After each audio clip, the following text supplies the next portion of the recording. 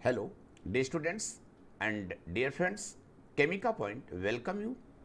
I hope you all are okay, well and fully dedicated and motivated for your study. Dear students, for the upcoming UP Irrigation, AE Mechanical and SSC JEE, as per demand, we are initiating short-term program. So let's start. सबसे पहले मैं शुरुआत करने चला हूँ dear students air standard cycle की। तो this is lecture first, ठीक है ना। जैसा कि मैंने बताया कि UP irrigation, AE mechanical and SSC JE के लिए हम लोग शुरुआत करने चल रहे हैं। तो सबसे पहले हम पढ़ने जा रहे हैं एयर स्टैंडर्ड साइकिल लेक्चर 1, ठीक है ना। इस साइकिल में आज हम बात करेंगे ऑटो साइकिल को। ऑटो साइकिल को बिल्ड किया था मिस्टर ऑटो नाम के साइंटिस्ट ने। इस साइकिल का नाम, ऑटो साइकिल को हम लोग बोलते हैं कांस्टेंट वॉल्यूम साइकिल, ठीक है ना। इस साइकिल का एक नाम और क्या है, कांस्टेंट वॉल्यूम साइकिल। इस साइकिल की अगर हम और भी बात करते हैं, प्रोसेसेस की बात करते हैं, तो मैं सबसे पहले इसको इनिशिएट करने के पहले मैं आपको ये बता दूं why this is called air standard cycle. तो एयर स्टैंडर्ड साइकिल क्यों कही जाती है ये बताऊंगा, और एयर स्टैंडर्ड साइकिल में जब एफिशिएंसी कैलकुलेट की जाती है तो उसके लिए कुछ एजम्पशंस होते हैं, तो ये भी समझाने चला हूं। एयर स्टैंडर्ड साइकिल इसलिए कहा जाता है because here air is a working fluid and consider to be a perfect gas. यहाँ पे ये माना जाता है कि एयर आपका वर्किंग फ्लूइड है, और इस यानी जिस एयर को हम यूज कर रहे हैं उसको हम लोग वर्किंग फ्लूइड के रूप में मान रहे हैं, और उसको हम परफेक्ट गैस की तरीके से ट्रीट करते हैं। अब एयर स्टैंडर्ड साइकिल में कुछ एजम्पशंस हैं। यहाँ पे जितने भी प्रोसेस होते हैं सभी रिवर्सिबल होते हैं। पहली चीज़, यहाँ पे जो स्पेसिफिक हीट होती है, चाहे 1 to 2, 2 to 3, 3 to 4, 4 to 1, सारे प्रोसेस की स्पेसिफिक हीट, ठीक है ना, ये सभी टेम्परेचर पे कांस्टेंट होती है, यानी specific heat remains constant all temperature, ठीक है ना। यहाँ पे एक बात और समझ लेना, no account of mechanism of heat transfer is considered. यहाँ पे किसी तरीके से हीट ट्रांसफर की मैकेनिज्म को हम कंसीडर नहीं करते। No account of the mechanism of heat transfer is considered. यहाँ पे air is working fluid and consider to be a perfect gas, ठीक है ना। अगली इसमें जो एक एजम्पशन और किया गया है वो ये है, there is no change in mass and composition of the working fluid. यानी वर्किंग फ्लूइड में उसके कंपोजिशन में कोई चेंजेस नहीं होता है, ना उसके मास में कोई चेंजेस होता है। ऑटो साइकिल, ठीक है ना, जिसको हम लोग ऑटो इंजन में यूज करते हैं, पेट्रोल इंजन में यूज करते हैं, built by auto, constant volume cycle होती है। 4 प्रोसेसेज हैं। पहला प्रोसेस 1 to 2 जो आपको ये दिख रहा है, फिर 2 to 3, 3 to 4, 4 to 1। Process 1 to 2 reversible adiabatic process है, यानी 1 to 2 रिवर्सिबल एडियाबेटिक और आइसेंट्रोपिक, यानी इस 1 to 2 रिवर्सिबल एडियाबेटिक प्रोसेस को हम आइसेंट्रोपिक प्रोसेस भी कहते हैं। तो प्रोसेस 1 to 2 में मतलब इसको हम लोग रिवर्सिबल एडियाबेटिक प्रोसेस और आइसेंट्रोपिक प्रोसेस कहते हैं। दिस इज रिवर्सिबल एडियाबेटिक और आइसेंट्रोपिक कंप्रेशन, क्योंकि यहाँ पे फ्लूइड का कंप्रेशन हो रहा है। क्यों? क्योंकि 1 पे वॉल्यूम ज़्यादा था और जब 2 पे पहुंचेगा तो वॉल्यूम कम हो गया, तो यहाँ पे चीज़ें कंप्रेस हो गई, ठीक है ना। तभी तो हम लोग कहते हैं V1/V2, that is called compression ratio R। याद है ना आपको भाई, V1 पे वॉल्यूम ज़्यादा, ये देख लो ना भाई, ये वॉल्यूम का कर भाई, ये P है, ये PV डायग्राम है ना। तो आप देख लो, नंबर 1 पे वॉल्यूम यहाँ पे है, नंबर 2 पे वॉल्यूम यहाँ पे है, तो जब 102 जाओगे तो वॉल्यूम घट गया, यानी कंप्रेशन हो गया। प्रोसेस 1 से 2, ठीक है ना। दिस इज कॉल्ड रिवर्सिबल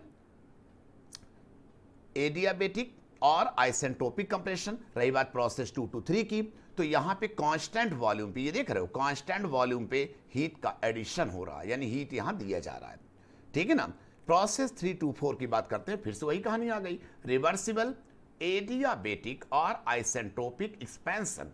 वैसे भी एक्सपेंशन स्ट्रोक को आप पावर स्ट्रोक भी कहते हो, याद है ना। 3 से 4 को पावर स्ट्रोक कहते हो आप लोग, एक्सपेंशन स्ट्रोक कहते हो। रही बात 4 to 1 से, तो this is constant volume heat rejection. 4 से 1 में हीट का रिजेक्शन हो रहा है। तो चारों प्रोसेस याद हो गए। यहाँ पे हीट का एडिशन और हीट का रिजेक्शन दोनों कांस्टेंट वॉल्यूम पे है, ठीक है ना। कंप्रेशन और एक्सपेंशन दोनों आइसेंट्रोपिक प्रोसेस है, यानी एंट्रोपी कांस्टेंट है, या फिर रिवर्सिबल एडियाबेटिक प्रोसेस है, वो एक ही बात है। रिवर्सिबल एडियाबेटिक का ही दूसरा नाम आइसेंट्रोपिक भी है। तो ये बातें आपको समझ में आ गई है। लेट्स सी, अब यहाँ पे इसी को हम टीएच डायग्राम में कन्वर्ट कर दे रहे हैं, किसको, पीवी डायग्राम को। तो आप देख लो 1 to 2 आपका आइसेंट्रोपिक प्रोसेस था, तो प्रीवियसली मैं दिखा दूं ये 1 to 2 ये आपका आइसेंट्रोपिक था। तो जब मैं इसमें गया तो 1 to 2 को ये देख लो आइसेंट्रोपिक ले लिया भाई, टेम्परेचर एंट्रोपी डायग्राम, तो 1 to 2 आइसेंट्रोपिक हुआ। 2 to 3 कांस्टेंट वॉल्यूम प्रोसेस था, तो ये देख लो 2 से 3 कांस्टेंट वॉल्यूम प्रोसेस था, तो हमने इसको 2 to 3 कांस्टेंट वॉल्यूम कर दिया। 3 to 4 फिर वही आइसेंट्रोपिक था, 4 to 1, ठीक है ना, यानी प्रीवियस डायग्राम को आप देख लोगे ना तो 4 to 1 कांस्टेंट वॉल्यूम है, ये आपको दिख रहा है ना। तो इस तरीके से आप ये देख लो, ये 4 to 1 जो आप देख रहे हो ये कांस्टेंट वॉल्यूम प्रोसेस है। तो ये कंप्लीट हमने डायग्राम सिखा दिया। अच्छा, यहाँ पे आर को हम लोग कंप्रेशन रेशियो कहते हैं, और compression ratio B1/B2 equal to B4/B3। तो एक बार मैं फिर आता हूँ, R equal to compression ratio B1/B2।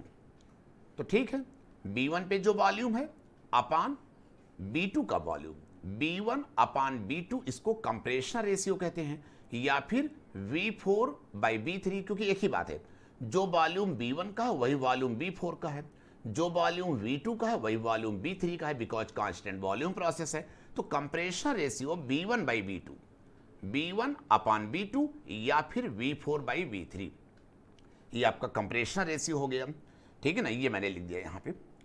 और R equal to compression ratio B1/B2 B4/B3, ये मैंने बता दिया। या इसी R को आप कह सकते हो भाई VC plus BS/BC, clearance volume plus swept volume अपन क्लियरेंस वॉल्यूम। और जब ऑटो साइकिल की एफिशिएंसी आप कैलकुलेट करते हो तो यू विल फाइंड 1 - T1/T2। भाई ऑटो साइकिल की जब एफिशिएंसी आप कैलकुलेट करते हो तो आप इस बात को पाते हो कि इसकी एफिशिएंसी जो हो रही है वो क्या होगी, 1 - T1 और डिवाइड बाई क्या आ जाएगा, T2 आ जाएगा, इज इक्वल टू 1 - T4। भाई ये आप यहाँ पे इस साइकिल को आप समझ नहीं पा रहे, मुझे लग रहा है। तो जब यहाँ पे आप ईटा ऑटो की बात करेंगे तो यहाँ पे 1 माइनस सबसे पहले आपका आएगा T1/T2, ठीक है, कोई दिक्कत नहीं। और फिर यहाँ पे या 1 - T4/T3, चलो कोई दिक्कत नहीं किसी को ना, गुड।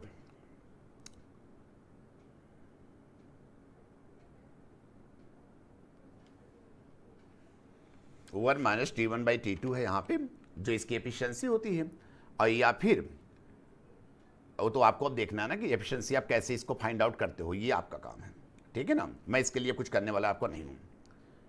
भाई जब ये एफिशिएंसी आप कैलकुलेट करेंगे तो यू विल फाइंड यहाँ पे जो एफिशिएंसी आएगी 1 माइनस वो आ जाएगी T1/T2, या फिर इज इक्वल टू 1 माइनस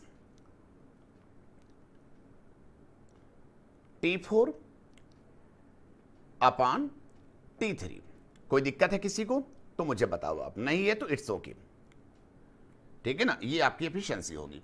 इसी को हम 1 - R/γ-1 के रूप में लिख सकते हैं, ये मैंने लिख दिया यहाँ पे, ठीक है ना। एक बार आपको देखना हो तो मैं फिर से दिखा दूं, 1 - T1/T2, मैं प्रीवियस चलता हूं तो 1 - T1/T2, ये हो गया आपका 1 - T1/T2। कोई दिक्कत किसी को नहीं है, गुड, चलो। और या फिर T4, ये देख लीजिए 1 - T1/T2, ये आपका हुआ, और या फिर 1 - T4/T3, T4/T3, ये आपको कंप्लीट दिख रहा है यहाँ पे। इसी को हमने 1 - R/γ-N1 के रूप में लिख दिया। R को हम लोग कंप्रेशन रेशियो बोलते हैं, गामा आपका स्पेसिफिक हीट रेशियो है, गामा इक्वल टू आप कहते हो CP/CB, गामा इक्वल टू आप क्या बोलते हो, CP/CB, CP स्पेसिफिक हीट है at constant pressure, CB equal to specific heat at constant volume है, इस टाइप से आप CP/CB कहते हो। मैं एक बात आपको और ये बताना चाह रहा था, एफिशिएंसी जो होती है ऑटो साइकिल की, ये जो आप देख रहे हो, this is only depends on the compression ratio R. और जैसे जैसे हम कंप्रेशन रेशियो की वैल्यू बढ़ाएंगे, कंप्रेशन रेशियो बढ़ाने का मतलब कि इस मिक्सचर को, जो एयर और पेट्रोल का मिक्सचर होता है, उसको बहुत अच्छे से कंप्रेस करना। और ये जो मिक्सचर होता है जितना ज़्यादा कंप्रेस होगा उतना ज़्यादा उसका कंप्रेशन रेशियो होगा, यानी कंप्रेशर रेशियो ज़्यादा होगा तो कंप्रेस भी मिक्सचर अच्छा होगा तो उसकी एफिशिएंसी भी ज़्यादा होगी। तो वही यहाँ पे किया जा रहा है। यहाँ पे आप देख लीजिए, इस बात को मैं बताना चाह रहा था। तो जैसे जैसे एफिशिएंसी ऑटो साइकिल की ये बढ़ती जाती है, किसके बढ़ने से? आर के बढ़ने से, कंप्रेशर रेशियो के बढ़ने से, ठीक है ना।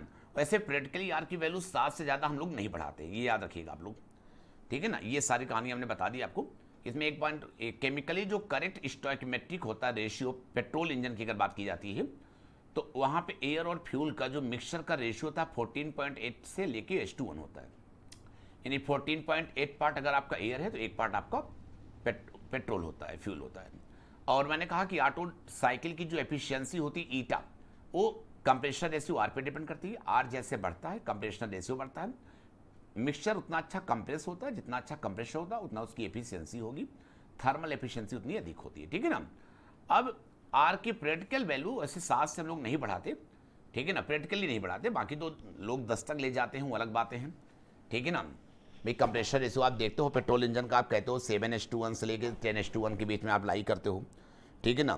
तो मोस्ट इसका जो अच्छा फैक्टर माना जाता है 7:1 ही माना जाता है। तो इस तरीके से रिवीजन में जब आपके क्वेश्चंस आएंगे तो क्वेश्चन किस तरीके से आएंगे पहले ये समझ लो। एग्जाम में जब आप जाएंगे तो क्वेश्चन किसकी बेस पे आएंगे? एक तो क्वेश्चन आपका आएगा ऑटो साइकिल की थर्मल एफिशिएंसी क्या होती है, तो ये सीधे सीधे फार्मूला आप बता देना, 1 - 1/R गामा -1। एक होता है कि पेट्रोल इंजन किस पे वर्क करता है, तो पेट्रोल इंजन ऑटो साइकिल पे वर्क करता है, ठीक है ना। इस तरह के क्वेश्चन बहुत सारे आते रहेंगे। फिर इसको हम लोग एयर स्टैंडर्ड साइकिल क्यों कहते हैं, मैंने पहले ही बता रखा है। इसको और क्या बोलते हैं? कांस्टेंट वॉल्यूम साइकिल बोलते हैं। तो इस तरीके जो क्वेश्चंस आएंगे उनको आप इस पर डिस्कस कर लेंगे। इसके चारों प्रोसेस आपको याद हैं, किस प्रोसेस पे क्या क्या चीज़ें होती हैं। Thanks, best of luck, best wishes.